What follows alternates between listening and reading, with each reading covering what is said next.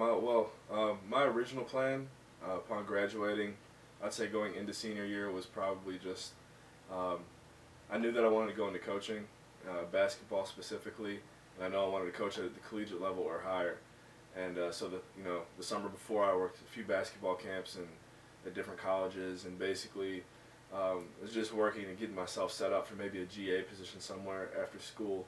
And then throughout the year, I heard about BJ McGill, who used to play for St. Vincent, and I heard he was doing his master's in England, and was also playing basketball while doing that. So I just started thinking, how could I do something like that? That sounds cool. I don't want to be done playing if I don't have to be. And I knew Coach Soroki coached at Galen, which is a school that has a master's program, and I asked him about their eligibility requirements, and as long as you're enrolled in school there, you can play. So I knew I wanted to get my master's because that's important for getting the head coaching job that I was aspiring for, and I wanted to keep playing if I could. So I'd say about last December is when I really first started thinking about it. December in 2012, and talked to Coach Soroki about it, and he hooked me up from there. It's good. Yeah, I really can't thank Coach Soroki enough for the opportunity and everything that he's been able to do for me as far as this portion of my life. If I didn't know him, first of all, I wouldn't have even considered Belize. I think I think I heard of the country before, but I knew it was in Central America, but I didn't know where. So just transitioning there, when I first came down, I flew down with him and Coach Kerr. After he left, his wife was still down there taking care of her father, so she was able to really help me take a deep dive into Belizean culture. And I would definitely say, in the first 2-3 weeks of my time there, I was definitely having some culture shock, a lot of things I was not used to.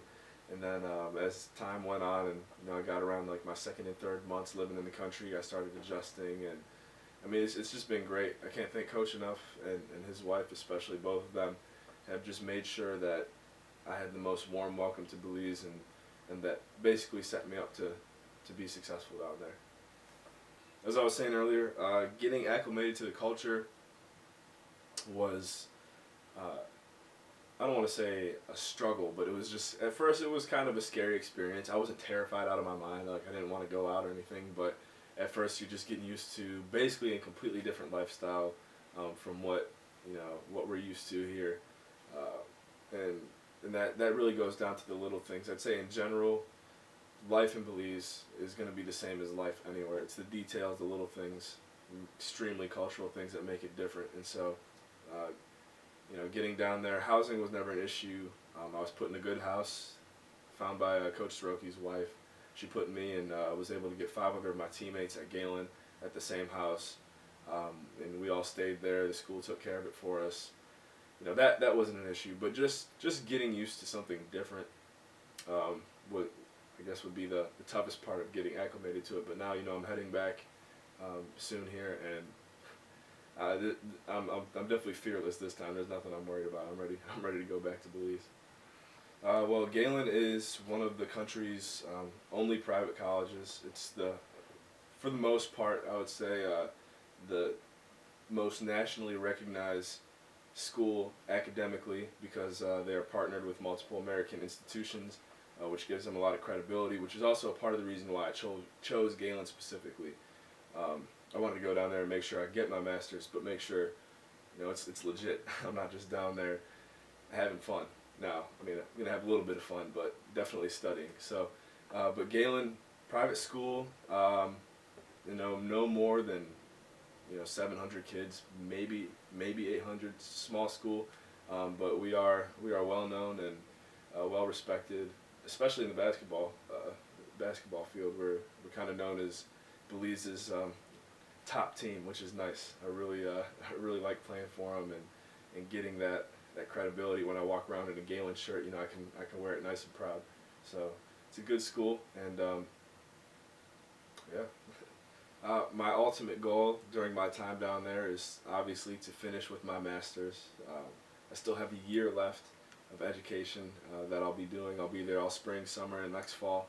So hopefully making as many trips back home as possible during that time, but definitely keeping school first.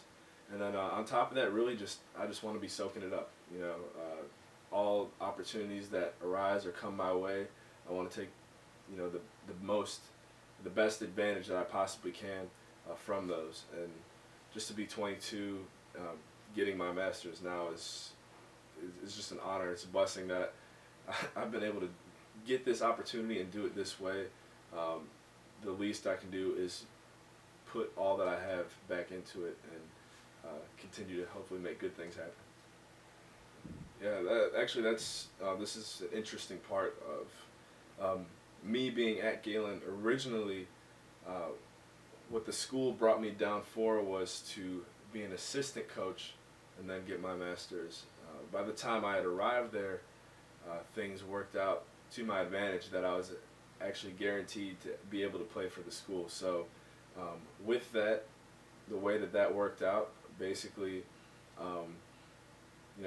put me in a position where I help our coaching staff make administrative decisions. I wouldn't say I put the stamp of approval on things, but when things are need to be processed in a certain way, they want to mimic an American system basically as best as they can, because here in the States we know how college basketball works. We're top dogs. So any insight that I can provide as far as recruiting or making trips, traveling, training, practice, any of the little details that I've just grown up with that I can help explain to them how things work, my advice is going to be taken. And then along with that, I'm playing with my teammates. That you don't want to be too, I guess, towering over who you're playing with. If you're going to be the coach, let the coach do his thing. Me, right now, I would really say that I'm a player first, but at the same time, I help give our staff insight that they need.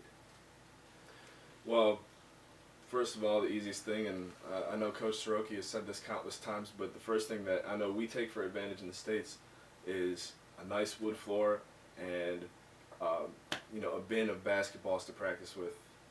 When we have our practices, we have a concrete floor in a dusty gym. We got to go in there before we practice and clean up the floor, make sure that it's okay for us to practice on, and then hopefully we have maybe 4 or 5 balls that you can practice with. Not saying that they're best condition, but just something that you can use. So resources are limited. I would say, in contrast to that, talent definitely is not. And so, I'm sorry. Can you repeat the rest of the question? What are practice area? Where and who do you play? And so, well, right now, when I get back, this specific month in January is ATLIB, which is, I'm trying to think what ATLIB stands for. It's like, athletic tertiary, I can't remember. Belizean, this month of January is the Belizean College National Tournament, if you want to call it that. And so I believe for a weekend of the month there will be games played through Friday through Sunday. Actually, I think about a half hour from where I live, and it's going to be us versus the 8 other bigger institutions of Belize, and that's the type of competition that we face as a school within our own country. But then we do traveling as well. When I first arrived, we went to Bacalar, Mexico, and played in the tournament there, and did well with that. And then also, excuse me, even before I got to Belize, about a couple weeks before, the guys had just gotten back from another trip that they did to Mexico. So we just travel around Central America, compete against different teams in different countries. This past semester, due to a few internal issues, we were not able to travel and play as much as we'd like to, but coming up soon here, there's no traditional basketball season, so we could be playing a tournament in January, we could be playing one in August, playing one in October, playing one in April. It doesn't matter. Basketball season is year round, so that is one nice thing about being down there, is there's never going to be a shortage of basketball. Yeah, basketball, basically in Belize it works this way. The number one sport is football, soccer. Two is basketball, and three is volleyball. The volleyball part kind of caught me off guard. I'd say that's part of their culture I wasn't expecting. But with basketball being number two, it's a big sport. Anywhere you go throughout the country, you're more than likely to see a court somewhere, an outdoor court that is.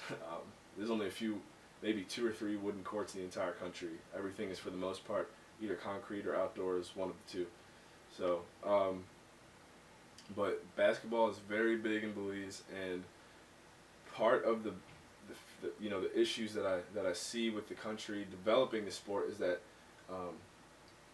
people there kind of idolize the NBA too much, and they don't pay attention to college basketball like they should, as Coach Shiroki was saying. So a lot of the fundamentals get skipped when all you do is watch SportsCenter for the top 10 plays, the behind-the-back passes, the alley-oops. All that's nice, and you see a lot of that down there. But at the same time, you see guys that, they can't make a left-handed layup, the basic fundamentals. So basketball is still huge, and man, the country just in general has so much potential and so much raw talent. It'd be really nice to see, and I coach high school, so for me, being able to see my guys get the fundamentals down, just, it's a good thing to see. It'd be nice to see the country as a whole get their athletes together in all sports and just, really develop them, because, man, there is a lot of potential with Belizean athletes, that's for sure. Biggest adjustment at first, probably the heat. I was sweating like crazy every single day, especially when I first got there. When I left in December, it was actually finally temperatures that I could really deal with and didn't mind at all. It was between 70 and 80 every day. I got the windows open, breeze blowing in. It's beautiful. So, but weather at first was tough, and from what I hear, in April, May, springtime, oddly enough, is the hottest time of the year, and it doesn't rain that much. So I got to get ready for that. It's going to be weird, but I'm ready. I'm adjusted to the weather slowly.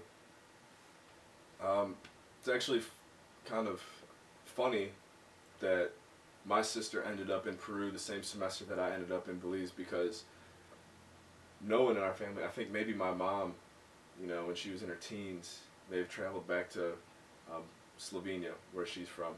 But aside from that, we really haven't left the country as a family. We've gone to Canada, Niagara Falls, and stuff like that, Toronto. But yeah, me leaving, going to Belize was a first, and then on top of that, my sister going to Peru, which is even farther south, was a first.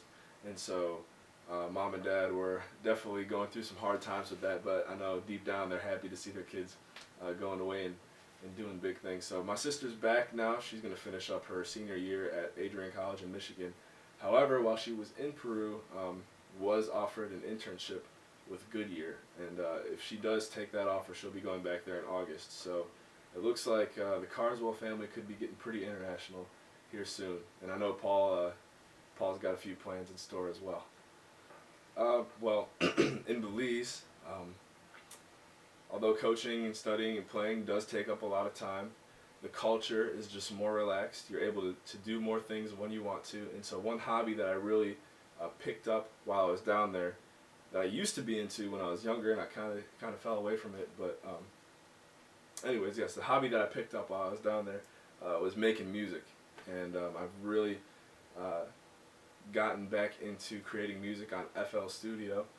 As you see here on the desktop, we have a picture of my stage name, I guess you could call it. It's Big Nut, and I just released a single a couple days ago called Skittles. I make EDM dance music. For those of you who don't know what I'm talking about, it's better known as techno. That's my style when I'm hanging out with my friends when I'm back home. We go to concerts like this all the time. I love the music so much, and I've been able to take my roots of my musical roots of learning piano back when I was little and transfer them into a technological way of portraying them, and I love it. I've got more music definitely coming on the way, so keep your eyes out for that as well. The way the graduate program works is you take one class at a time, 5 weeks at a time. So right now, actually, even though I'm home right now, I'm still actually in class. I'm in a 5 week span where, fortunately, the class that I'm currently taking is majority online. When I return, I'll have to take my final exam, but also when I return, I'll start the next 5 week course. So it's really intense, but like I was saying, at the same time, it gives you a chance to, once you get your work done, you don't have to worry about any other classes. You can, you can kind of go explore and do whatever you want. So I'll be doing that 5 weeks at a time for the next year. I'm set to graduate in December 2014. And there's a question, plans? Yeah. Plans after graduation right now, you know, for the most part, I've been introduced to a lot of new things since I've been down there, so it's hard for me to really pinpoint it like I was able to pinpoint before getting to Belize. But for now, we're sticking with the plan of working towards being a college basketball coach. And if anything really, really, really, really, really, really good opens up along the way that looks, just as promising, we could see maybe a change in future plans for myself.